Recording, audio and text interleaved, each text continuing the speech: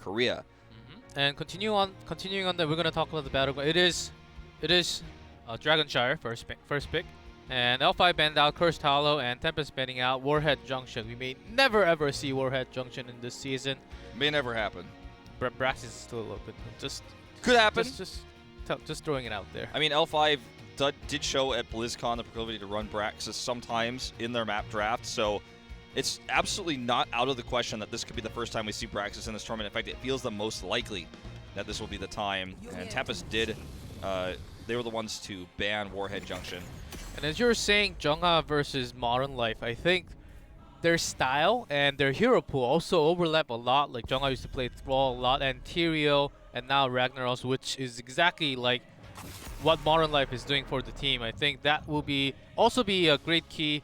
Who takes what during the draft will be a great thing to see in this drafting phase right Absolutely. Now. The solo laner, that global hero oftentimes, or just the solo top pusher is going to be really important. This is a pretty quick draft. We see these in the high level drafts every time. Malfurion into Tyrael prioritized super highly, and that is for Modern Life himself. So going into that matchup we talked about, it's going to be Tyrael in the solo lane most likely. He's going to be there to try to give some extra sustain and support, but valuing him this highly is quite unusual. I think it connects to what we just said, because Jungha actually can also play Tyrael, and SCSC sometimes also did play last year. So I think there is a small overlap in when you really favor a single hero from both teams. I think Tempest knew that and just took it from the beginning. They didn't want to lose it. Well, Dahaka comes in here with Li Ming, so we're going to have global, so it's going to be the matchup between Dahaka and Tyrael, most likely in the top lane, and both heroes are incredibly good at squatting shrines too, so getting an early advantage there and just holding onto it. It's very difficult to kill either of them. They're very sticky in that regard. Tyrael has a mobility advantage on the shrines as well in the solo lane because he can Eldruins in or out, so that gives him a little bit of an edge. Now this ETC ban here makes a lot of sense. It's a strong tanker, and it kind of leads me to believe that Tempest is going to be solo tank Tyrael here as well, kind of changing things up a little bit. We see that sometimes. We saw it a lot more in the past, but it's a little bit less common these days. It is possible, and L5 may just go ahead and ban out Kerosene if they want to. Varian is still out there. Varian and Muradin, I think those are the other options that Tempest can actually have with that Tyrael. And they already took Tychus, so they are good on DPS. But they can also, we saw some other teams picking Tychus and Sergeant Hammer together just for that siege push. So let's just see for the moment. But Gul'dan is taken out for that wave clear. I like the removal of Gul'dan. This means that Tempest is going to be looking more at Sergeant Hammer if they want to have a second pushing hero here in terms of wave clear and pressure in the try to quad lane, the 4-man rotation. So if you do take Sergeant Hammer here, then you get a little bit more hard countered by the Johanna pick on the side of L5. So this is a wise decision because you talked about how they might want to ban out a tank. There's a few options there. They might want to ban Kharazim, but maybe Tempest just takes Rhaegar instead. Hyde's a great Rhaegar player. So this kind of drops out the middleman where you force them into one type of damages. Li Ming's already removed. Falstad's removed. There's not a whole lot of mage heroes left here for Tempest to pick, so they're stuck into this auto-attack damage with Tyrael's support. They may go into, say, like a Greymane pick, for example, with this Tyrael, but it's much less likely. Yep, and we're not live patch yet. We're still on the Valeera patch. And there's that Muradin and Kharazim coming out from Hyde, and as Hyde just loves playing on that Kharazim, and he is so good. He's the one that really started that 7-sided strike. Really aggressive support play. Well, this is really cool for Tempest as well, because I feel like Sign has played much better Muradin than he has ETC in this tournament, and he hasn't played a single game of Johanna, if I'm not mistaken, but his Muradin play has been on point. It allows him to be more aggressive because Muradin's passive allows him to heal, so if he gets out of position and takes some damage, it's not as damning as if ETC, for example, would take that same amount of damage. It may just be Dami on Muradin. That is also possible if Tempest want to shake up their roles a little bit against L5, because they really have to change up some things as these teams know each other so well. They've been scrimming so much past couple of weeks too. And L5, as they are kind of choked into the last damage they actually want to. If they want to have a tankier front line with the Haka, they can choose to do so. Well, here's Varian and Hammer. No surprise on the Hammer pick. Varian is a little bit surprising to me. I feel like it's obviously in terms of meta, more common than Johanna, but Johanna really counters everything that Tempest can do right now. Tempest also has a Ragnaros option. We really didn't talk about Ragnaros too much, but I'm surprised that it actually went all the way this far without banning or just going through the draft right now. The problem with Ragnaros is you force either Duck to play that, or we'd have to see Lockdown play it. Lockdown has swapped into the melee role before. It's going to be Nazeebo. I like this a lot more. It's going to give the ability for Duck to play this hero for the first time again. And one of these heroes that Duck just pulls out where you're like, I didn't know that you could play that, but I guess we're going to find out. Gives more sustained AP damage, and if he gets Superstition later on, he can block a lot of the damage that Leeming puts off as well. So if the game goes long, which oftentimes this map does, becomes tanky, becomes a better version of a Nubrak, as we were talking about yesterday. Here we go, guys. The rise of Nazeebo. It's happening here in HGC Korea. Strong drafts from both players here as we go into game number 1 on Dragonshire.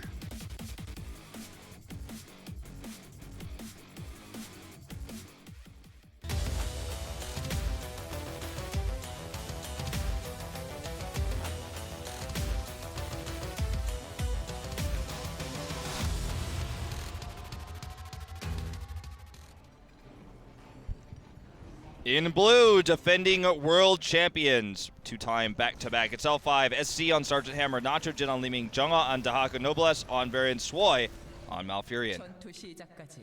In red, Team Tempest tied on Karazim, Duck on Nazeebo, Lockdown on Taika, Sign on Muradin, Modern Life on Tyrio.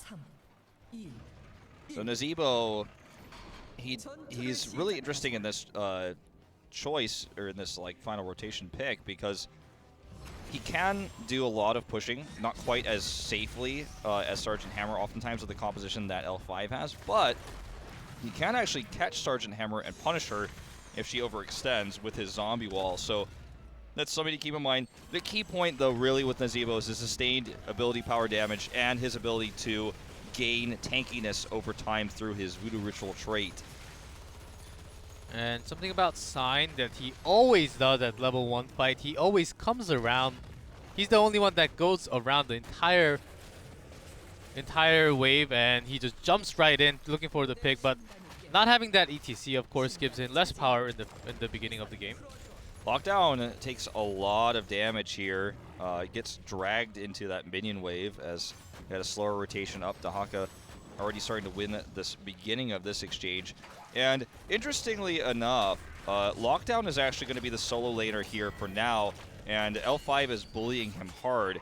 This does allow Tyrael to kind of solo mid and rotate down. He's going to be able to give shields to the mains to keep the lanes pushed, but I don't know if this is really going to work out as a permanent solution for Tempest in terms of laning. They may have to switch this around. I think it's also because they don't want their wall in the bottom lane pressured by that siege mode all the time. So they're really taking some time and pressuring this bottom lane along with L5, as they do not want to get this now, early level. What you guys are seeing here in this bullying lane as well, just to talk about this really briefly, is L5 is trying to deny Lockdown from gaining EXP. If they actually pressure him that much towards the tower, he can't actually be near the minions. So he's losing only a little bit, right? Like 1 or 2 minions at a time, but he's losing some EXP.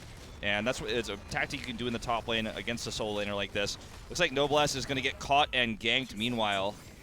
Good job here by Tempest. Dragon Knight channels against them, but they have enough coverage here that they should be able to clear one of these. And with the lane push right now, there's no way that L5 can even try to channel. But with Taika's on the top, I don't think Tempest really has a good chance of getting that shrine on top ever, unless the Tyrael really comes up to help at the right moment. They can try to get the bottom one, but I think they're going to have a hard time sustaining the top shrine for themselves. Yeah, it's kind of like a lane swap situation here. They just walk right in. Dahaka's not on the top. He channels here. He even cancels his channel for a second, assuming that magic missiles would be coming his way. They did not. And it looks like L5, we didn't have a shot of it. We're trying to retake bot, but just unable to get it at the last second. Tempest just barely channeled that. L5 is just going to rotate up now and try to punish. This isn't going to be the strongest Dragon Knight of all time because there's no support, and he only really got 1 cannon tower, but good Dragon Knight nonetheless. They secured it just before L5 could get the deny in the bot lane. And Modern Life has still 30 seconds left on it, but almost no health, so it's pretty unlikely he's going to find much more here. It looks like they got the Dragon Knight, but L5 was actually looking for a kill at the bottom lane. Dehaka even went all the way down just to secure a kill, but it looks like it didn't happen at the moment.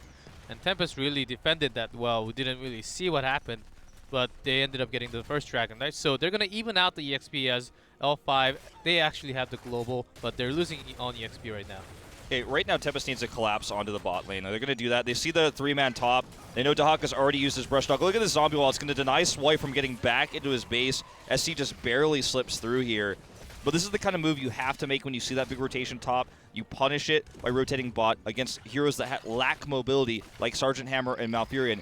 Sergeant Hammer, siege mode, definitely struggling to get out. Does escape there. Malfurion has no escapes, gets zombie walled out. And that was a quick move by Tempest. They lost some more ammo up here, but Lockdown is still getting consistent EXP. Is actually now kind of winning this matchup because he's here solo against Dehaka. It looks like that Stonebolt did not connect, so SCSC actually has to be careful. L5, compared to all their last games, I think this is the game that they're not using the Sergeant Hammer from the beginning of the match, and Nachujin actually gets caught right there.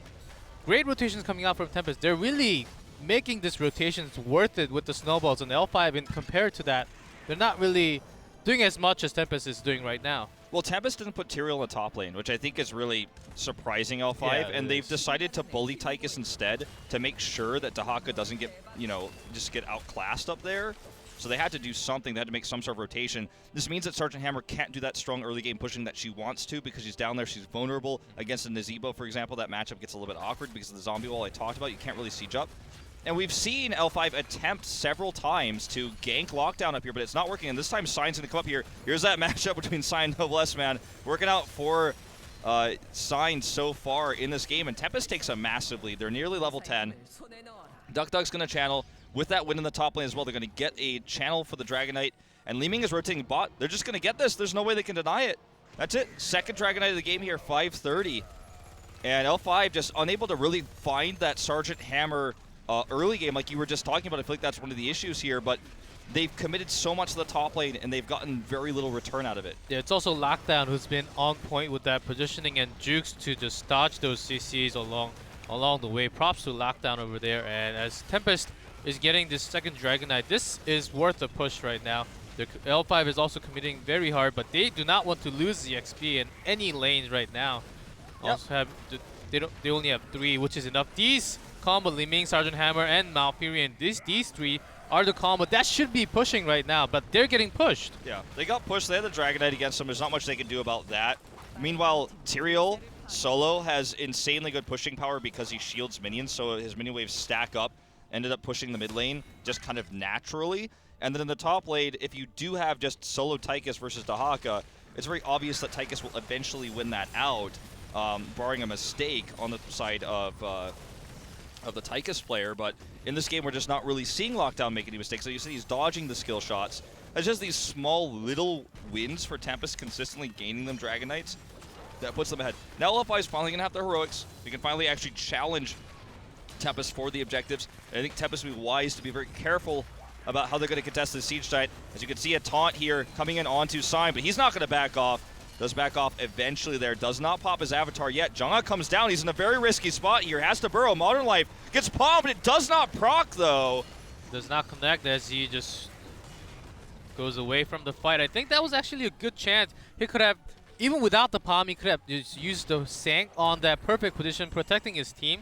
And Tempest could have gone all out, but they just went to a safer way instead. And as L5 is still a little behind in level. Yeah, well, Sign gets caught here for just a moment. Again with that low cooldown taunt. Very powerful. It will get forced away, but it feels like in that situation, the confidence and coordination for team fights was better for L5. Tempest seemed to have the upper hand in terms of the draft for the early game and how to rotate in these lanes and how to out-lane swap L5, but in this moment, in that tight contention there, Tempest just couldn't hit the go button, and L5 just got a free tribute. Didn't use really any heroics except adaptation, so they're in a really good spot now for potentially, perhaps, their first Dragon Knight. Channeling top right now and kind of grouping up to engage here in the bot lane. Yeah, now this is the chance for L5 as that last fight actually showed us a lot how both teams were trying to go. One team was going all in, and Tempest was like falling back, even though they have the upper hand. They didn't want to risk it too much, and L5 is looking for chances, and I think they could have had their chance. I think this is about time, but not yet. Tempest also just is level 13. They're going to have a talent lead for the moment. Well, they had a lead in terms of the lanes pushing. Dahaka took top here briefly. Modern Life's trying to deny this. Look at this reset. Excuse me, not reset. Lockdown up here on Tychus is going to push Jungha away, and they're not going to be able to get the Dragon Knight, but they're going to try to force a kill here onto Duck Duck. Not enough damage. He ice blocks just to be safe, but he does escape there. And Jungha finds himself in a little bit of trouble. Doesn't have adaptation. Already used it here. It's going to help him get away. And he will do that. But now Tempest needs to rotate down to relieve this bot pressure. Finally, just that one small win for L5 allows them to do this siege tank pressure in the bot lane. They nearly got the entire wall down, which would get them 13. They're very close. They really need Leeming, and Varian can't be alone. Hold on to that thought. As Modern Life is very low, he does get taken down. Does not want to use the Sanctification for later team fights. Yep, does do a little bit of damage with his trait, his explosion there, but it's not going to be significant. Really good catch there. The lockdown with taunt into the root is super powerful. Wave of Force, you know, I don't even think was really even used there, but it's another tool they have. SC gets caught here. There's so much, though. I think this might be a mistake for Tempest to actually really try to commit to the killing the siege tank here. Big silence goes off, so no more dashes. Are they even going to make this a 1-for-1? No, they're not. Good body blocking here. Nacho Jin and Noblesse going to make this 2 kills for none. Tempest overextending big time there, trying to get the pick onto the siege tank, onto Sergeant Hammer. SC gets away, and lockdown should not be here either. Very aggressively placed. Will get away, but man... right now, L5 is starting to outclass Tempest. They had a tough early game, but I feel like they finally hit their rhythm here for their composition especially. Yeah, they basically just let them come back to this game. They were slightly behind compared to Tempest, but L5 just making that play, cleansing right away. SC. It is not the easiest thing, as Sergeant Hammer is pretty big compared to other heroes, but just getting out of that, I think Sign tried to body block his best, but it was just not possible. And they had the faster rotations, especially when Tyrael was down for Tempest. Yeah. And just committing there down a man, assuming that the lack of escape for Sergeant Hammer, which did get upgraded, by the way, at 7 in this game for SC, was going to be enough. It was not. And this is a 1 Dragon Knight for L5 as a result. They're going to get this bot fort very low. In fact, looks like they're not going to commit to trying to get it here. Nitrogen, considering it, there's the warding ping here. They actually thought perhaps Sign was going to be rotating around to flank, but he was not.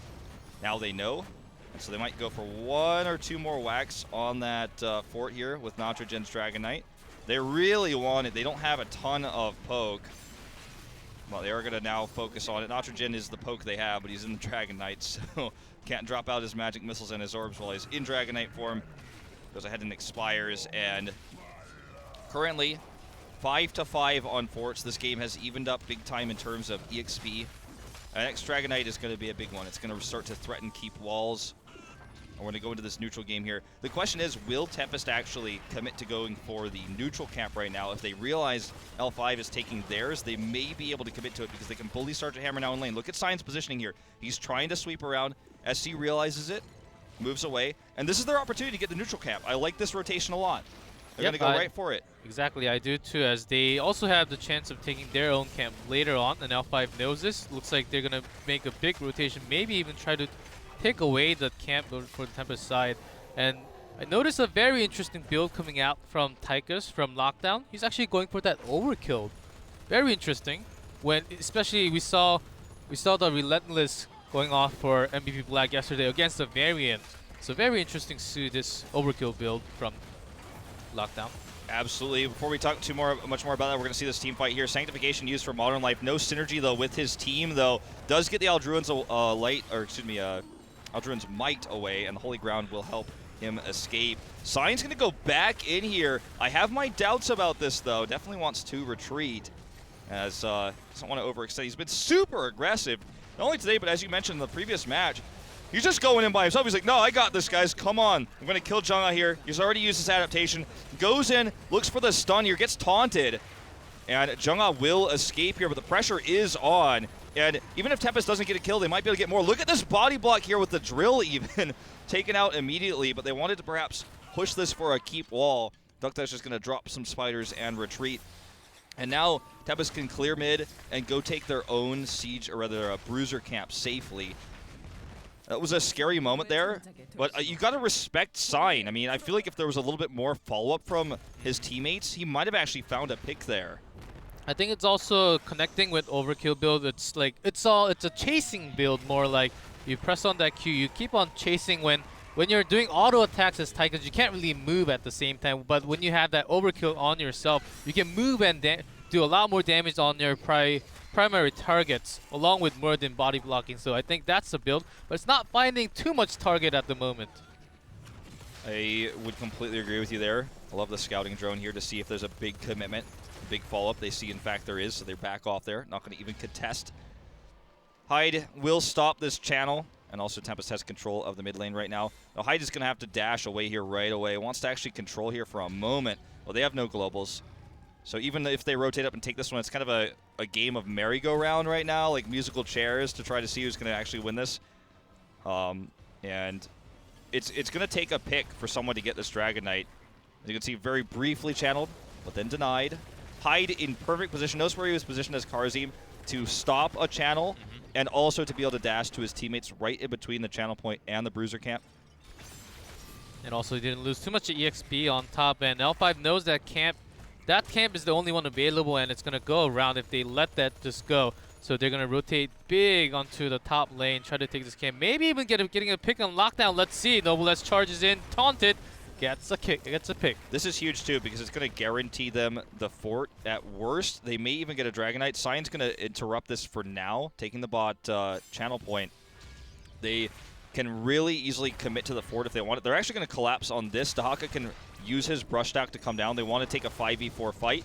And now with no globals for Tempest, they can't retake top, and they're going to lose bottom. So they're going to lose this Dragon Knight. They didn't lose the top fort, but that's almost a given at this point. This will guarantee L5 a slightly faster 22 seconds until Tychus respawns. So lockdown getting caught there, a big problem as they now try to position to delay this Dragon Knight. Sign's actually going to get in here and delay it, and they just barely stop it. Great coordination here from Tempest. Wow, that was as tight as it gets, basically. I think that was super close for Nitrogen to pick up and that Dragon Knight also. And as L5 hits level 20 in just a few seconds, Tempest is now behind and they really have to catch up. And in terms of coordination and teamfight, I feel like Sign is also being way too aggressive. It's like the other four are not communicating too much with Sign, as Sign just saying, I'm going in, guys, just watch for me. Yeah, you know, like we just saw this Dwarf Toss used to escape because he was so aggressively positioned, which meant he couldn't use Dwarf Toss to peel or to try to really do much more in terms of denying this channel. So they denied it briefly there, but now they're going to lose it. 20's up for L5. The top fort I was talking about will go down. It's a given. Not going to really matter anymore as they already have 20, and it's not really even a finishing lane, but significant nonetheless that Dahaka can sit up there and continue to do lane pressure towards that top keep wall. Nitrogen gets this mid fort for free, still has half health and 45 seconds of Dragon Knight time, so this is just the beginning of this push. If they get in a position where SC can actually siege up as well, this becomes a lot more terrifying. I think that's actually the bonus that comes in when you have Sergeant Hammer on your team. And Tempest just hit 20. They wanted to just get this Dragon Knight off of Nitrogen, but it's not happening at the moment. So much HP still left. 25 seconds on the clock of Nitrogen. He's going to retreat at the last moment. Tempest with Duck on Nazebo. This is about time he got a lot tankier. He's also doing a lot more damage with that spider. But is that going to be enough? Sign caught here so low, but does get some heal at the very end. Modern Life very well used up that holy ground to just... Yeah, and he had that hardened shield because they did finally get 20, and that really helped him survive there, but he had to use hardened shield, which is a big problem. That's not going to be available for next time they clash here. At least the Dragon Knight channeling is not available right now. The shrines are not activated. Well, this is a pretty tight game right now. I mean, L5 has a significant lead in terms of structures right now. and they have you know, the top push that's going to eventually be a threat. That's one of the reasons why Dahaka is so strong. He's got that really powerful global. I want to talk about the build for Siege Tank here for SC a little bit, because he's gone for insane auto attack, right? Like, he went Nexus Frenzy at 20, and he's built into focused attack as well. He's upgraded his auto attacks, you know, into Giant Killer at 13. Like, he's full auto attack. He's very powerful. You can see how much damage he even did to Hyde when they were poking earlier. Hyde was like kind of threatening him, harassing him. He was like, "Yo, just get away from me. I will mess you up." He's also got the extra speed boost, you know, with his thrusters. He went into hypercooling engine, so he's got his thrusters more often, so he can chase down and kill retreating targets and also escape more often. So this is not the burst BFG hammer that we've been seeing a lot in career. Now this is more standard old school. It is old school indeed, as BFG was kind of one of the hot topic on HGC Korea, as we saw Sergeant Hammer just picking that heroic like 2-3 times in a row. And as L5 is pushing hard with the Haka in top lane, Tempest wants to make this push as strong as possible because they're losing EXP right now.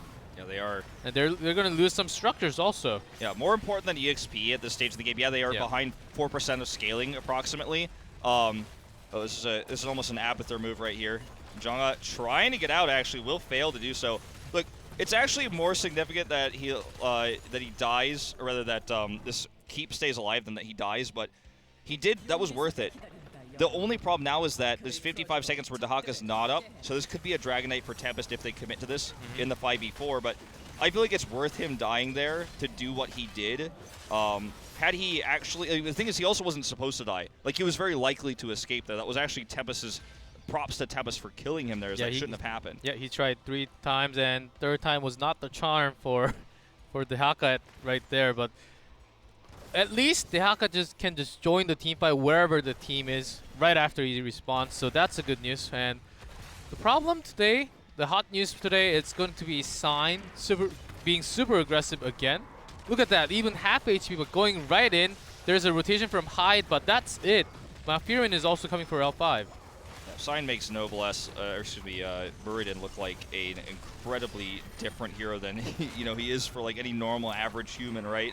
Noblesse is warded away here, and essentially during this time, L5 had the channels. Tempest wanted to get a pick.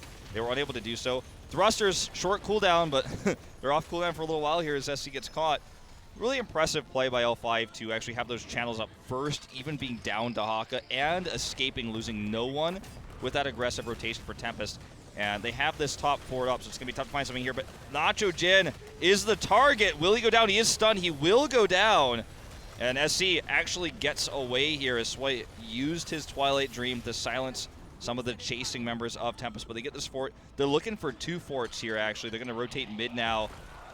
And this one still fairly large in health, but Noblesse is doing what he can to slow this down right now. Yeah, with the Haka, but not having that presence of Leeming, they're going to lack damage even if they actually get to focus on one target. I don't think they have the burst without Leeming at the moment. Look at how much damage SC can do in terms of chunking. And it's one of the cool counters to a large health pool hero like Nazeebo, who gets stronger and stronger and stronger as the game goes on.